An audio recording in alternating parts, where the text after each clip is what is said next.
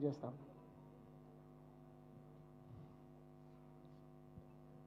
వేదిక మీద ఉన్న టిఆర్ఎస్ అగ్రశ్రేణి నాయకత్వానికి, వేదిక ముందున్న కోడంగల్ నియోజకవర్గం నుంచి వచ్చిన మీ అందరికీ నమస్కారం. ప్రజాపాలన పేరిట గద్దెనెక్కి భయంకరమైన ప్రజా పీడన చేస్తున్న కాంగ్రెస్ ప్రభుత్వానికి మొట్టమొదటి ప్రతిఘటనను రుచి చూపిన కోడంగల్ ప్రజానీకానికి నేను మనసారా అభినందనలు తెలియజేస్తున్నా. నాకు ఈ రేవంత్ రెడ్డి పరిస్థితి ఇవాళ చూస్తుంటే నాకు ఇప్పుడు పంచతంత్రంలోనే ఒక కథ యాదికి వస్తున్నది. ఓ నక్కకి ఊర్లో మన అడవిలో ఆహారం దొరకక ఊర్లోకి వచ్చిందట. ఊర్లోకి వచ్చి అది దోబీ ఘాట్ల దగ్గర తిరుగుతున్నది. తిరుగుతూ తిరుగుతూ అక్కడ వాళ్ళు తెల్ల బట్టలకు నీలిమందు వేస్తారు కదా, ఆ నీలిమందు కలుపున్న తొట్టిలో పడ్డది ఆ నక్క పోయి. పడంగా దానికి మొత్తం నీలం రంగు అంటుకున్నది. ఆ నీలం రంగుతున్నది అడవిలోకి పోయింది. పోగానే అడవి జంతువులన్నీ ఇదేదో కొత్త జంతువు అనుకొని భయపడ్డాయి. ఎందుకంటే నీలం రంగులో ఉండదు కదా నక్క, ఇదేదో బ్లూ కలర్లో ఉన్నది, ఇదేంది అని చెప్పి అన్నీ భయపడ్డాయి. భయపడంగానే ఆ నక్క కూడా ఇదేదో మంచిగా ఉందని చెప్పి, నేను దేవుడు పంపించిన దూతను, నేను మీ కొత్త రాజును, మీరందరూ ఇవాళ నుంచి నేను చెప్పినట్టు వినాలి అన్నది. అంటే పాపం అన్ని భయపడ్డాయి. అన్ని జంతువులు ఈ నక్క చెప్పినట్టే వింటున్నాయి. ఇక అది ఇష్టం ఉన్నట్టు తిడుతున్నది, పండబెట్టి తొక్కుతా, చీరుతా, లాగులో తొండలు ఇడుస్తా, అది ఇదని దాని ఇష్టం ఉన్నట్టు తిడుతున్నది.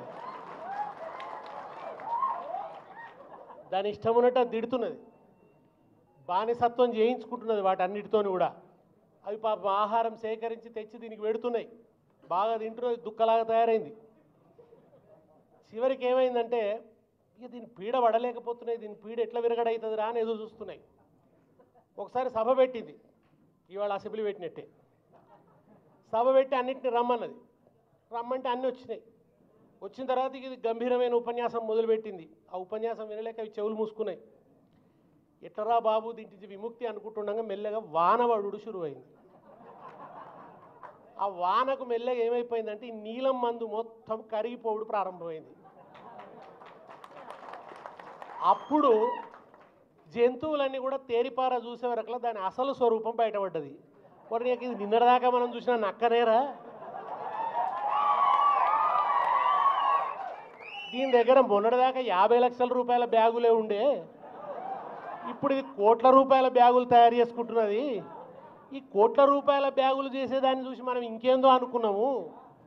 మీకు గుర్తుంది కదా, మొన్న అసెంబ్లీలో బ్యాగ్ ఇచ్చిండ్రు ఆయనకు, బడ్జెట్ బ్యాగ్ ఇస్తే దాన్ని వెనకా ముందు చూసుకుంటున్నాడు ఆయన. వెనుక నుంచి పాట పెట్టిర్రు, గుర్తుకొస్తున్నాయి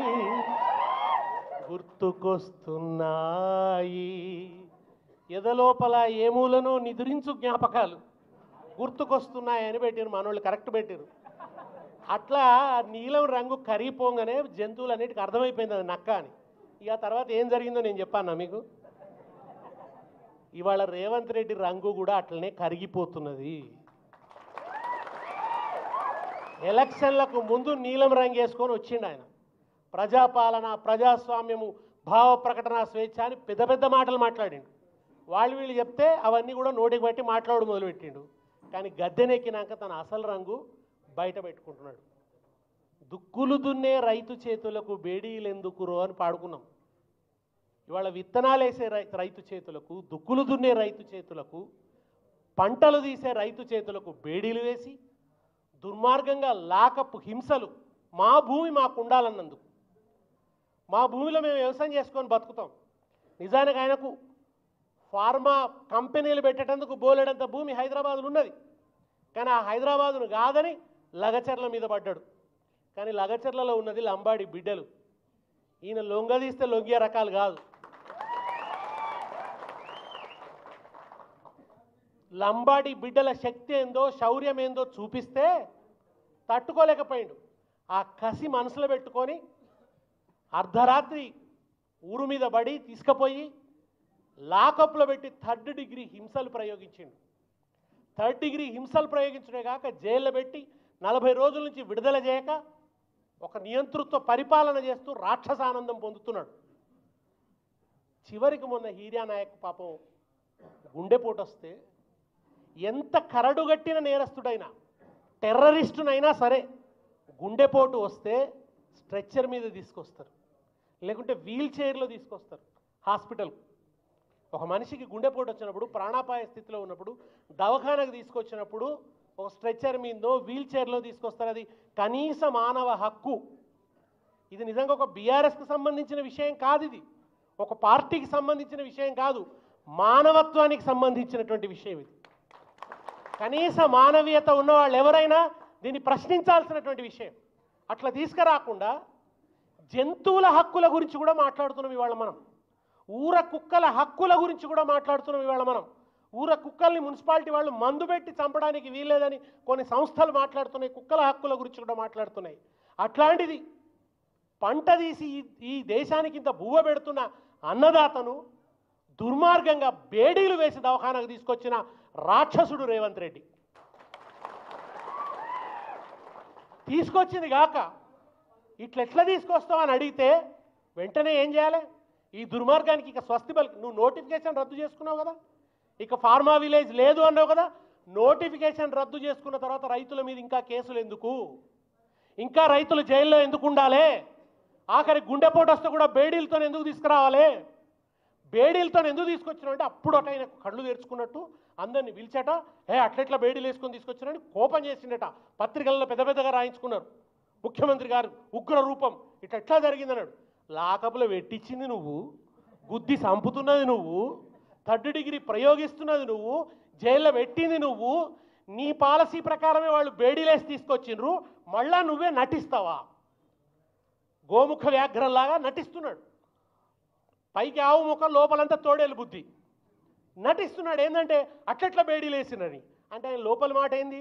బేడీలు వేస్తే వేసిరు కానీ మీడియాకు కనబెట్టేట్టు తెస్తారా? మీడియాకు కనబడకుండా నేనుంటారు. చిత్రహింసలు పెట్టండి రైతుల్ని, కానీ మీడియాకు తెలియవద్దు. రైతుల్ని ఇంకా భూములు ఇవ్వనందుకు, నాకు తిరగబడ్డనందుకు వాళ్ళకి నరకం చూపించండి, కానీ మీడియాకు తెలియవద్దు, బయటకు తెలియకుండా చేయండి. ఎందుకు ఇవాళ కేటీఆర్ మీద కోపం రేవంత్ రెడ్డికి?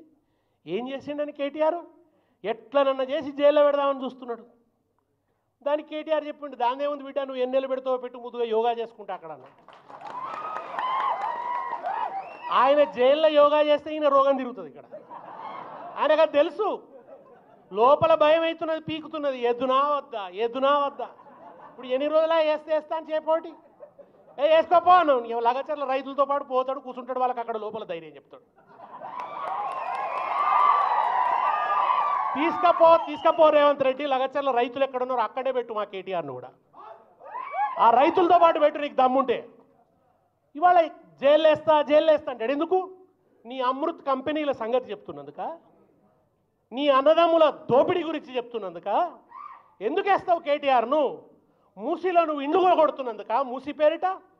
ఈయనకు రైతు బంధుకు పైసలు ఇచ్చినందుకు లేవట, మూసీలో వచ్చేందుకు 1,50,000 కోట్లు ఉన్నాయట. అది అడుగుతున్నందుక, అడ్డం పడుతున్నందుక.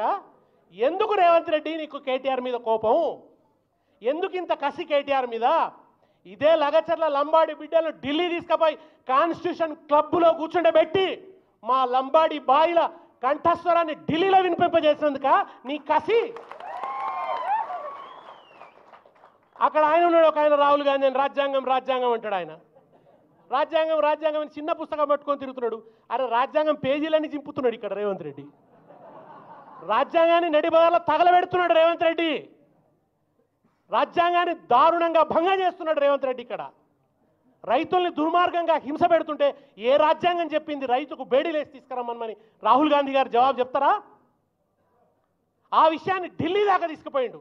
ఇవాళ రాహుల్ గాంధీ కూడా నోరు పడిపోయింది మాట్లాడేందుకు. అక్కడ ఆయన మాట దానికి జవాబు చెప్పేటువంటి పరిస్థితి లేదు. ఇవాళ మేమేమన్నాం? అసెంబ్లీలో లగచర్ల లంబాడి బిడ్డల మీద జరుగుతున్న అమానుష హింస మీద చర్చిద్దాం, స్టేట్ టెర్రరిజం మీద చర్చిద్దాం. ఈ స్టేట్ ఒక టెర్రరిస్ట్ లాగా మారింది, ఈ ముఖ్యమంత్రి ఒక టెర్రరిస్ట్ లాగా మారిండు. రైతుల మీద జరుగుతున్న టెర్రరిస్ట్ హింస మీద మాట్లాడదాం, టెర్రరిజం మీద మాట్లాడదాం అంటే కాదు, టూరిజం మీద మాట్లాడదాం అంటున్నారు. మనం స్టేట్ టెర్రరిజం మీద మాట్లాడదామంటే వాళ్ళు టూరిజం మీద మాట్లాడతారట. ఇవాళ టూరిజం మీద మాట్లాడడం ముఖ్యమా, రైతుల మీద ఈ ప్రభుత్వం అమలు చేస్తున్న టెర్రరిజం మీద మాట్లాడడం ముఖ్యమా అని అడిగినందుకు ఇవాళ మా దగ్గరనేమో సభ వాయిదా వేసుకొని పోయినరు, ఇక్కడనేమో సభలో మైక్ ఇయ్యరు, చూపియరు. మొత్తం ఎంతసేపు స్పీకర్ ఒక్కడనే చూపిస్తున్నారు. మాట్లాడుతున్న వాళ్ళను, ప్రశ్నిస్తున్న వాళ్ళను చూపించకూడదు, చూపిస్తలేరు. నువ్వు కెమెరాల మాటను దాక్కోవచ్చు, అసెంబ్లీలో మా మొహాలు కనబడనీయకపోవచ్చు, కానీ అయినంత మాత్రాన లగచర్ల మట్టిలో ఉన్న ధైర్యాన్ని మాత్రం నువ్వు రూపుమాపలేవు రేవంత్ రెడ్డి. తెలంగాణ మట్టిలోనే ధిక్కార చైతన్యం ఉన్నది. ఇది మామూలు మట్టి కాదు. చరిత్ర పొడుగున ఒక తిరుగుబాటు శక్తిని, ఒక బాంబు లాంటి తిరుగుబాటు శక్తిని, ఒక విస్ఫోటన శక్తిని దాచుకున్నటువంటి మట్టి. ఈ మట్టి మీద నీ నాటకాలు చెల్లవు. నువ్వేదో కేసీఆర్ ఆనవాళ్ళు రద్దు చేస్తా, మన తెలంగాణ ఆనవాళ్ళు రద్దు చేస్తా అంటున్నావు. 3 ఏళ్ళు అయితే రద్దు అయిపోయేటోడి నువ్వే. ఇంకా 3 ఏళ్ళు అయితే నువ్వు రద్దు, నీ చట్టాలు రద్దు, నువ్వు తెచ్చినటువంటి నీ ఇవాళ ఇక్కడ అమలవుతున్న రేవంత్ రెడ్డి రాజ్యాంగం కూడా రద్దు అవుతుంది. కనుక రాజ్యాంగ విలువల కోసం, రాజ్యాంగాన్ని కాపాడడం కోసం, అన్నదాతల్ని కాపాడుకోవడం కోసం, అన్నదాతల హక్కుల్ని కాపాడుకోవడం కోసం, గిరిజన బిడ్డల హక్కుల్ని కాపాడుకోవడం కోసం సేవాలాల్ పాదాలకు దండం పెట్టి ప్రతినబూనుదాం. లగచర్ల బిడ్డలు విడుదలయ్యేదాకా విశ్రమించేది లేదు. కొంతమంది మాట్లాడుతున్నారు, వెనుక బీఆర్ఎస్ ఉన్నది, వెనుక మేము మాట్లాడతలేమని మేధావులట. అంటే ఏమై చేసేది ఉండే? ఎవడు ఉండేది లేకుండేనా? అనాథల్లాగా వదిలిపెట్టేది ఉండేనా? లగచర్ల లంబాడి బిడ్డల్ని అనాథల్లాగా వదిలిపెట్టాలా? వాళ్ళని ఎవరు మాట్లాడకూడదా? వాళ్ళ కోసం ఖచ్చితంగా ఉంటుంది మీకు గులాబీ జెండానే అండగా ఉంటుంది. మీరు విడుదలయ్యేంత వరకు ఈ గులాబీ జెండా విశ్రమించదు. లగచర్ల లంబాడి రైతులకు అండదండ భారతీయ రాష్ట్ర సమితి గులాబీ జెండా. మీకు ఆ గులాబీ జెండా అడ్డదండగా ఉంటుంది. వాళ్ళు విడుదలయ్యేంత వరకు మేము పాటలు పాడతాం, మాటలు మాట్లాడతాం, నిరంతరంగా ఒక్క నిమిషం కూడా విరామం లేకుండా మీకోసం పోరాడతాం. జై తెలంగాణ. దేశపాండే సీనన్నకు ధన్యవాదాలు తెలియజేస్తూ మన